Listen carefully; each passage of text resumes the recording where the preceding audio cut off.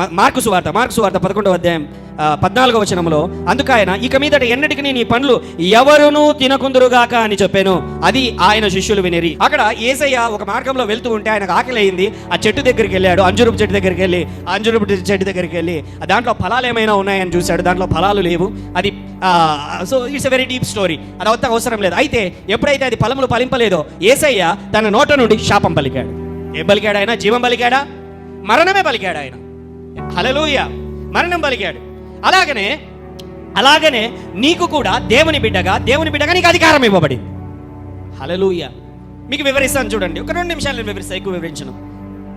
ఒక అధికారి, లేకపోతే పోలీస్, సిఐ, లేకపోతే డిఎస్పి, ఎస్పీ, లేకపోతే కలెక్టర్. సో వారు అధికారాన్ని ఎలాగా చూపిస్తారండి? అధికారాన్ని ఎలాగా వాళ్ళు చూపిస్తారు? అధికారాన్ని ఏ విధముగా వాళ్ళు 10 మందికి చూపించగలరు? వారికి అంత అధికారం ఉన్నదని 10 మందికి ఎలాగ చూపించగలరు? చెప్పండి. ఏంటి? గట్టిగా చెప్పాల, వినపడడం లేదు. మాటలు ఏం చెప్తారు? సార్ డిఎస్పి గారు మీరు ఈ పని చేయండి, సార్ ఎస్పీ గారు మీరు ఈ పని చేయండి. ఎవరు? కలెక్టర్. ఎస్పీ ఏం చేస్తాడు? డిఎస్పీకి చెప్తాడు. డిఎస్పీ ఏం చేస్తాడు? సిఐకి చెప్తాడు.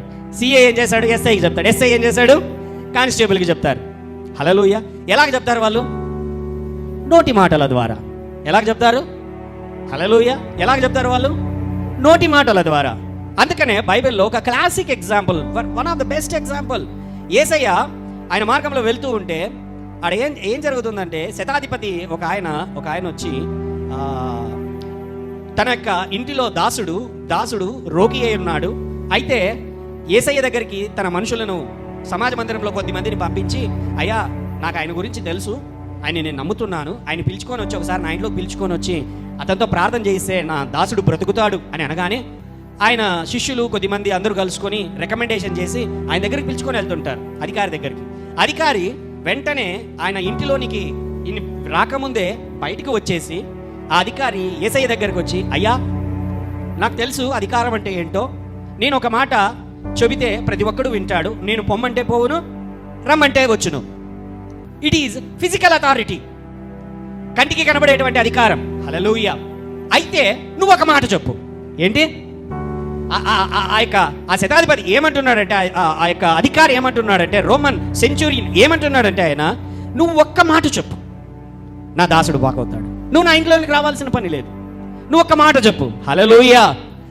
అందుకు యేసయ్య వెంటనే తన చుట్టూ ఉంటున్నటువంటి ఇశ్రాయేలు ప్రజలను చూచి, ఇంత గొప్ప విశ్వాసము, ఏమంటున్నాడు ఆయన? హల్లెలూయా.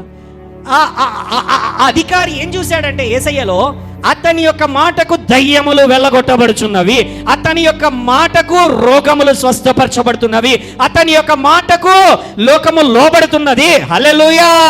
ఆ మాట, ఒక్క మాట చెప్పు, నా యొక్క దాసుడు స్వస్థపరచబడతాడు అంటే ఆయన నోటి మాటలో అధికారం ఉన్నది అని ఆయన గమనించాడు.